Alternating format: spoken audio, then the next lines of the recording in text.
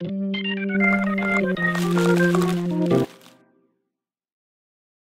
guys, balik lagi sama kita di Kupas Berita.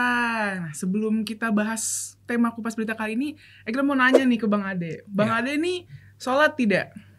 Sholat 5 waktu. Iya. Sholat dong, insya Allah. Insya Allah.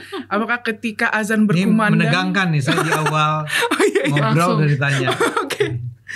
Ketika azan berkumandang, apakah Bang Ade langsung bergegas? Atau iya. sebentar ngerjain pekerjaan dulu gitu? Iya betul. Itu pertanyaan yang penting karena mungkin orang akan melihat bahwa saya termasuk orang yang tidak merasa perlu, apalagi merasa wajib untuk begitu tiba waktu sholat, saya udah langsung sholat. Saya biasanya sholat ya beberapa, ya bisa sejam kemudian, 2 jam kemudian, bahkan bisa dijamak sama sholat berikutnya. Gitu. Berarti itu apakah itu mencerminkan ketidakdisiplinan atau bagaimana, Bang? Ya enggak lah. Yang enggak bisa dibilang enggak disiplin dong. Kan kalau buat saya ya sholat. Saya sholat 5 waktu nih. Sombong juga saya ini. Ria. Karena Bang, baru-baru ini Gubernur Sulawesi Tengah, Pak Anwar Hafid ini minta semua kegiatan pemerintah daerah itu berhenti 30 menit sebelum azan berkumandang. Gitu. Jadi pas azan juga udah berhenti semua. Gitu. Jadi kalau kan itu pasti lohor ya? Ya zuhur. Zuhur itu kan. Sekarang jam berapa sih? Noi jam 12 something lah ya, 12.10 gitu kali ya. Jadi kurangi 30 menit. Jam 11.40 itu berhenti kerja gitu. Kita sholat berjamaah mungkin atau kita sholat dulu gitu. Itu masuk di isoma gak sih? Isoma. Jatuhnya isoma. Tapi jadi isomanya lama tuh. Iya, 30 menit dulu. Kan isoma itu istirahat, sholat, makan gitu kan. Biasanya kan makannya sejam. Oke.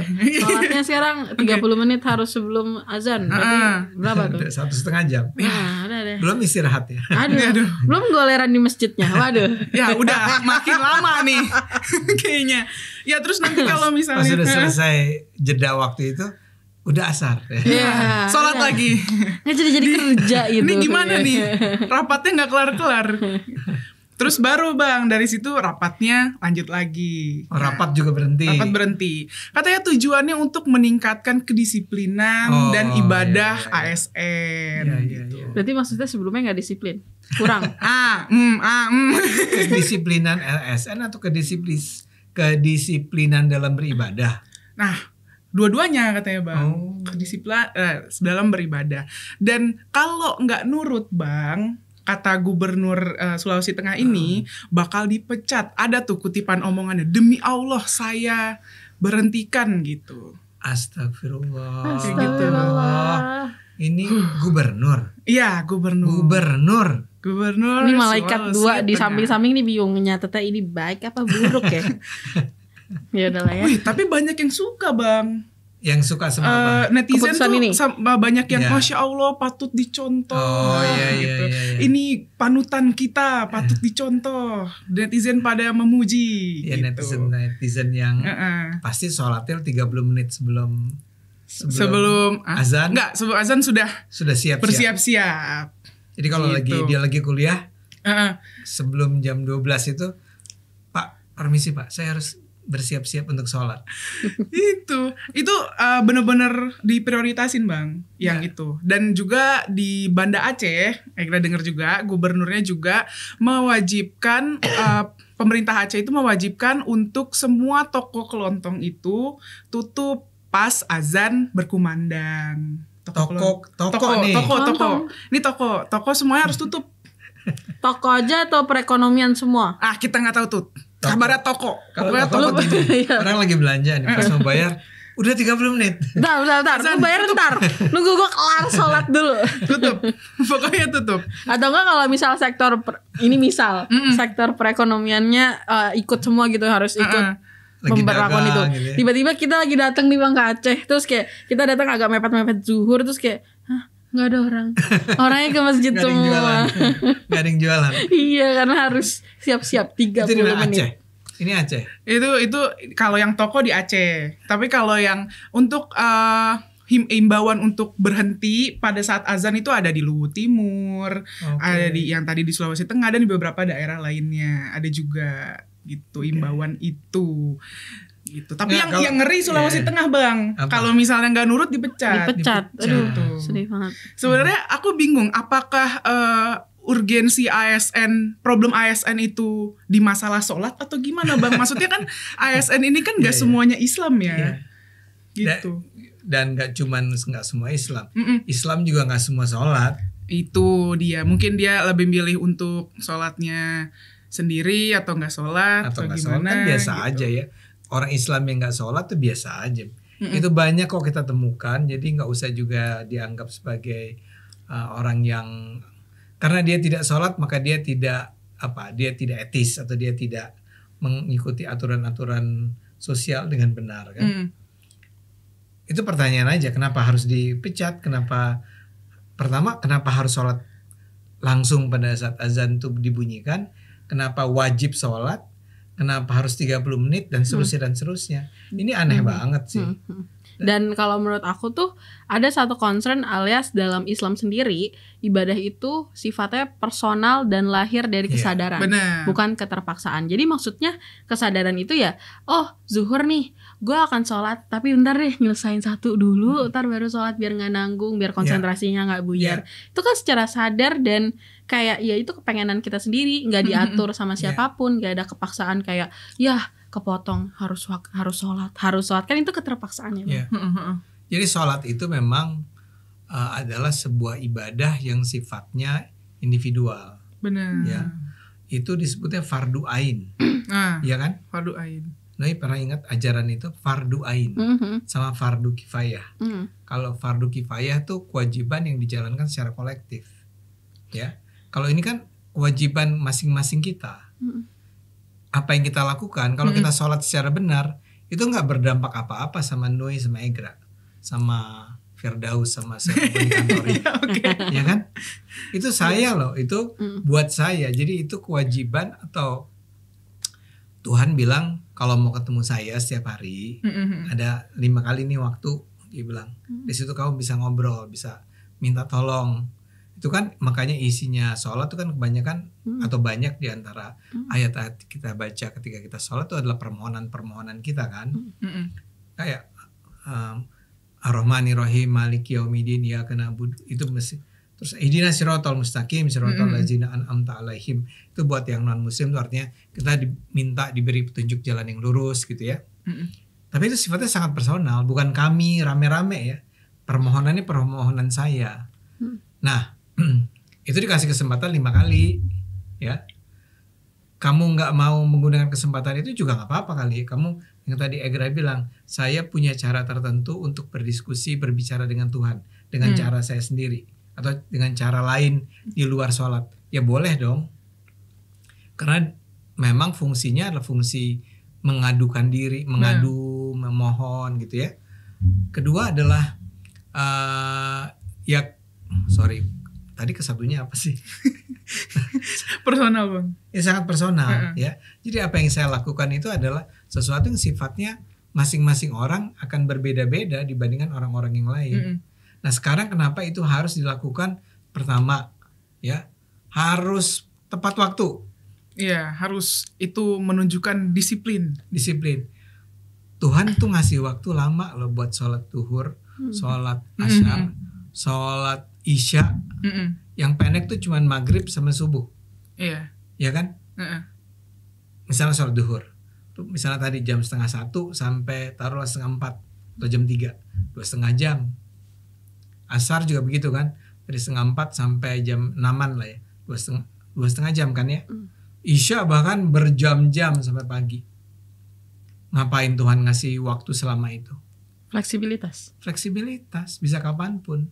Dan memang gak harus rame-rame. Namanya juga adalah sebuah kewajiban individual. Ya lakukan dengan caranya masing-masing dong, tempatnya masing-masing. Jadi menurut saya mewajibkan semua karyawan itu sholat, it doesn't make sense. Itu gak ada hubungannya keimanan itu, ibadah individual itu gak ada hubungan sama kinerja. Katanya kan meningkatkan kedisiplinan kinerja itu dimulai dari kehidupan sehari-hari. Makanya makanya gubernur ini bikin program ini buat membiasakan anak ASN ini buat disiplin kayak gitu. Tapi emang ada yang ngejamin kalau misal pemberlakuan aturan ini diberlakukan gitu ya, terus akan disiplin merekanya? Iya. Kalau mau disiplin dari pagi gitu. Nih. Kalau datang jam berapa sekarang? Jam 8, jam 8, jam 8. Kerja terus sampai jam 12 istirahat. Istirahat dikasih waktu berapa? Sejam. Jangan kayak tadi kamu bilang goler-goleran, tiduran malah pada ngobrol. Jam 1. Lakukan semua dengan sebaik-baiknya sampai jam 5, jam 4. Jam 5 ya. Kan itu disiplin di situ. Ditugaskan sekarang, lakukan sekarang. Atau ya masing-masing kita mungkin punya skala prioritas masing-masing kan. Tapi artinya adalah bahwa kita bisa kita menyelesaikan tugas-tugas yang diberikan oleh atasan kita dengan cara sebaik-baiknya dalam waktu efisien mungkin, misalnya gitu kan. Itu yang disiplin yang kayak gitulah. Kenapa harus dimulai dari sholat? Saya nggak against sholat ya. Saya ulang nih, saya sholat. Saya sholat. Tapi kenapa harus sholat itu dipaksakan? Di waktu yang sama semua orang, dan kalau Anda menolak Anda dipecat. Itu kan nggak pakai otak nih gubernur menurut saya. Betul ini khusus zuhur aja? Apa yang lainnya juga? Nggak tahu nih, soalnya asar kan masih masuk jam kerja ya. Kalau misalnya zuhur juga diberlakuin, asar juga diberlakuin, terus kerjanya berapa? Kapan? Masalahnya gitu. Kapan? Kalau sholatnya, makanya saya bilang sholat itu sebenarnya bisa cepat. Iya. Sholat itu bisa cepat kan? 10 menit kelar. 10 menit lah maksimal. Ya. Nah, kecuali kita zikirnya apa? Soalnya lagi banyak masalah gitu kan, sujud lama gitu sampai benjolan. Bercanda. Dia sujud terus noi. Kok si noi dari tadi sujud terus? Sebenarnya aku bingungnya gini Bang, kan karena gini, kenapa pemerintah Sulawesi Tengah ini malah kayak nyorotin hal-hal pribadi gitu, bukannya malah fokus buat ngembangin yang lebih penting gitu kan. Kan problem ASN tuh yang kita tahu kan yang tadi kan, kayak nggak disiplin, terus juga apa sih namanya pelayanannya buruk, juga kadang pungutan liar atau kayak korupsi paling parahnya gitu kan. Kenapa nggak disiplinnya itu nggak misalnya ditingkatin pengawasan di kantornya, diperketat atau kayak gimana? Saya tahu jawabannya. Menurut saya, dia kepengen nunjukin bahwa dia itu tingkat keislamannya tinggi. Siapa yang bikin aturan ini? Yang bikin aturan ini lagi show off aja buat publik. Kita dong adalah rezim yang Muslim sejati gitu loh. Politisasi agama dong. Politisasi agama. Yang ya maaf ya Pak, nggak perlu lah. Zaman sekarang memang harusnya apa yang kita kenal dengan istilah meritokrasi kan. Apa tuh Bang? Meritokrasi itu adalah penilaian tertinggi diberikan kepada pencapaian, pada kemampuan. Ya jadi misalnya saya tidak akan merekrut orang-orang yang malas. Saya akan memberi penghargaan terhadap orang-orang yang rajin. Saya akan memberi penghargaan terhadap orang yang kerjanya itu produktif misalnya, ya. Nah, yang anti meritokrasi itu misalnya saya merekrut orang hanya karena agama mereka, atau saya merekrut orang dengan bikin ujian mengaji. Kalau nggak bisa ngaji nggak masuk. Nah itu against meritokrasi. Nah ini kan juga begitu jadinya. Yang tadi kan, saya akan pecat kalau orang nggak mau loh. Nah, tapi realitanya sama netizen dipuji. Ya itu netizen juga sama tuh, merasa bahwa semakin kita menampakkan komitmen yang tinggi terhadap ibadah gitu ya, itu akan dengan sendirinya meningkatkan kualitas kerja, produktivitas, kedisiplinan. Padahal jadinya jatuhnya kayak tapi kayak diketawain perusahaan swasta. Iya. Karena swasta tuh ya teman-teman biasanya mereka punya analisis kan disiplin ya. Disiplin itu kan soal kinerja. Nah biasanya tuh orang kalau swasta tuh punya tuh analisis kinerja yang ketat dan itu kan berhubungan sama psikologis. Jadi analisis kinerja itu benar-benar dilakukan by step dan reasonable gitu. Sekarang kita tanya aturan itu apakah reasonable? Iya. Gimana coba? Anda kepengen negara ini maju, Anda pengen pemerintah daerah ini maju. Ya. Orang-orang yang bekerja secara baik, melayani masyarakat secara baik, tidak korupsi. Berdisiplin kerja tadi. Bener. Caranya suruh mereka sholat. Ya enggak. Itu 30 menit itu Bang, itu udah panjang loh waktunya. Bisa itu jadi sebelum loh. Jadi itu rapatnya udah kelar, habis itu azan gitu loh. Kenapa harus 30 menit? Kenapa harus 30 menit? Bahkan sebenarnya ada cara lebih mudah, pas azan berhenti dulu ya. Yang tadi kayak di daerah mana itu yang kamu bilang semua pedagang berhenti dulu. Oh itu Aceh. Ya. Tutup. Ya udah 10 menit kerja, dagang, 10 menit sholat, balik lagi jualan. Itu masih lumayan kali ya. Udah 30 menit. Terus sholatnya sendiri 10 menit, dijumlah 40 menit, belum ngobrol-ngobrol, belum mungkin ada kultum dulu. Kuliah 7 menit. Kuliah 7 menit. Dan pada saat itu mungkin begini. Jadi yang Islam disuruh istirahat 30 menit, ini kerjaan dikasih ke orang-orang Kristen, orang-orang non-Islam kali, enggak? Bercanda. Aduh, berat ya kalau itu ya. Enggak, cuma kebayang nggak Anda menjadi orang non-Muslim di situ? Iya. Itu kan tiba-tiba Anda merasa di exclude, dikecualikan kan? Jadi bias ya? Iya, orang-orang yang lain pada sholat, dia nunggu di ruangan kantor sendiri kerja kan lucu. Dan pertama deh, it doesn't make sense aturan ini. Iya, jadinya padahal kalau ningkatin kedisiplinan gitu kan, ya berarti misal gini, kalau kita nemu sesuatu hal yang misal kurang disiplin, harusnya bukan kita kayak nyari bikin aturan yang gak jelas kayak gini, ya kita harusnya benerin sistemnya, kasih contoh yang baik. Terus misal kalau emang udah parah atau yang nyenggol benar-benar sistem gitu ya, bikin reward, punishment. Banyak loh, banyak caranya. Coba pakai analisis. Enggak, ada itu banyak Iya, banyak banget. Ya, itu teknik-tekniknya tuh udah banyak berkembang selama ini. Saya yakin dia ini tidak memiliki pengetahuan yang cukup, tidak punya tim yang juga bisa membantu dia untuk mengarahkan sistem kerja yang lebih baik, dan akibatnya jadi begini. Jadi kita ketawa-ketawain di sini. Ya, maksudnya kan kayak jadinya kalau yang aku lihat Bang kan dari sisi netizen kan ada yang pro ada yang kontra kan. Kalau yang kontra tuh kayak dia yang kayak apakah sudah sesuai dengan undang-undang, kalau misalnya nggak sholat atau nggak mengikuti peraturannya aja langsung dipecat, apakah itu nggak masuk ke penyalahgunaan wewenang kayak gitu. Iya. Langsung ditembak sama netizen kayak gitu. Itu jelas. Menurut saya itu diskriminatif. Terus ya apa yang dia lakukan tuh bisa jadi bertentangan sama hukum. Karena bayangin aja kayak orang nih kerjanya bagus Bang, kayak dia jujur, terus juga dia tepat waktu mungkin ya, tapi dia nggak mau kerjanya, nggak mau sholat, tapi dia kinerjanya bagus, terus dia dipecat gara-gara nggak mau sholat. Itu kan kayak jadi gitu. Malah kehilangan sumber daya emas. Sumber daya yang bagus gitu kayak. Kok bagus. Dipecatnya karena itu. Oke lah kalau misalkan dia dipecat karena misalnya ngambil uang atau kayak fraud. Kayak misalnya nggak disiplin atau gimana. Tapi kalau misalnya alasannya nggak sholat, demi Allah saya pecat, kayak gitu yang kayak sumpah gitu. Nanti kita lihat nih komentar dari di kolom komentar video kita, itu lebih banyak yang mana nih? Yang dukung atau yang menolak aturan-aturan si Gubernur Sulawesi Tengah ini. Ya karena kan ya beda-beda ya. Mungkin ada yang wah ini panutan banget. Ada yang kayak aduh nih masa iya dipecat cuman gara-gara gak sholat. Kan netizen beragam kan.